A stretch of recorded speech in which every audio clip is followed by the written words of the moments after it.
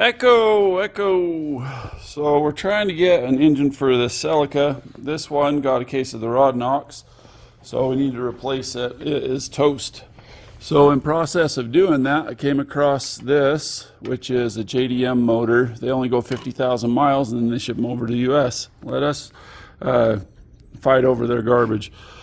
But there's some differences in these engines. For example, this is the knock sensor that came from this engine. You got this big old hole, and the knock sensor from the Japanese one, of course, they have the nicer stuff. They got the 2-wire, and we're just monkeying around with this single wire stuff here. But look how big and fat that is, so that they can use that and put it on. So that's easy enough to adapt.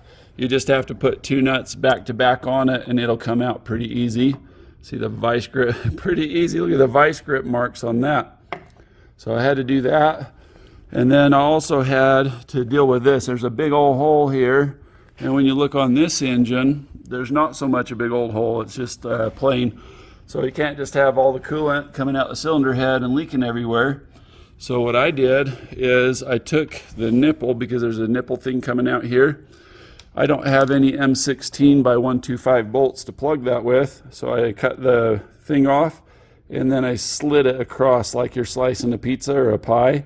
And then I folded those over, and then I'm going to weld it, and I'm going to put silicone in the backside. Voila, there's a plug. There's all these little things that you got to do. You got to swap the crossover pipe here because they're not the same. This pipe has a thing shooting down. We just want to go to the front here.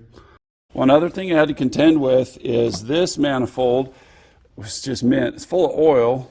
It's mint. But there's no nipple on here. This one has all these nipples at the air box because it's a 2001. So I have to keep this old and dirty one in order to have that nipple. Another thing you can do is you can stick one of those red straws in the middle of it, break it off, drill a hole, put it in. But this one works. It's in one piece, so we're going to put this one back in. But all these little connections, by the time you get everything back in again, you want to catch them beforehand. So when you got both of your engines out side by side, it's good to just spin them around, check them out, make them right. So that's good. But you just got to find all these little things like that. And then this is the adaptation that makes this work. So we'll stick that on at some point. The harmonic balancers, there was a conflict there. This one's been swapped out for a light one. Instead of having to buy a new belt, we did that. And then we just got to be really careful not to bust these kind of things. There's no hanger that fits for this engine. There's no hanger doohickeys. So what I did, I pulled the engine and transmission out together. The way you do that is you pull your bottom engine mounts, this guy down here, and then this one here I just removed completely. You can leave your radiators and all that in. Your bumper works, kind of trapping it in there a little bit-ish. So I do leave just these 2 bolts here, and then just leave that plate one in here. And then when you sling it from the same place for engine or engine and transmission. For the transmission side, I used a bracket and I put it into where this bolt is here. I just took this M8 and put it in the transmission so that you got a strap going diagonally across so that you don't twist and do weird things. Want to see how the clutch works? Isn't that slick?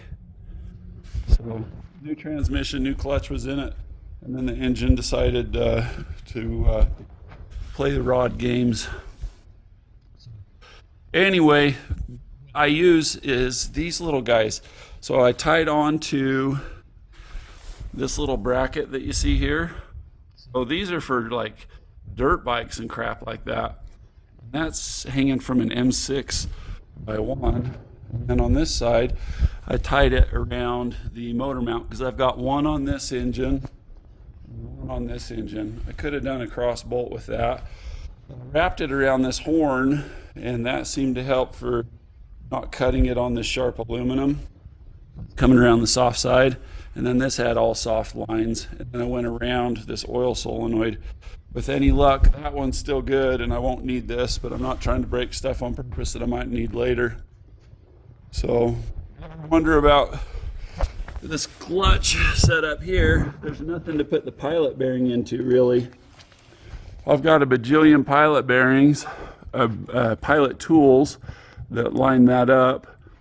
and I have the right one for that, but it doesn't match. What I usually do is I'll eyeball it in the center, but then also I use my fingers here, here, and here. You can feel within you know, like a piece of paper or something, however thick that is, within like, well, like 2-3 thousandths of an inch. So you feel here and here, have the bolts loose, and then just scooch. You can actually just push it from where you're feeling it, and then line it up, and then tighten it down. See how these fingers are sticking out? You look at your fingers, make sure they're all the way straight. I left this one out just a hair, so, and it still makes that big of a difference. So watch this. This is fun. It just sucked right in there. So I haven't torqued those yet, but just fun little things. JDM engine's going to be a little different. All the wire harness, hoses, everything on this were like mint condition, so nice. And then everything on here was just kind of hot garbage. The only difference is oil sending unit here. It's half of it's gone, and then this one's still good. So I'll have to flush this one out and swap it on, or get a new one, or do something. Then once we get all of this business back up and together, we'll be able to throw it back in, and then we're gonna clean up like crap like that, and just touch it up and make it pretty. And then it seemed like isn't it fun when you have a silver card and duct tape matches? Anyway, it's going through, making it nicer. I don't know what kind of clear coat you would use to get that to happen, or if that scrapes. What in the heck happened there? I don't know. We're going to clean up the headlights. AC compressor on this, decided it wanted to be right where the headlight is.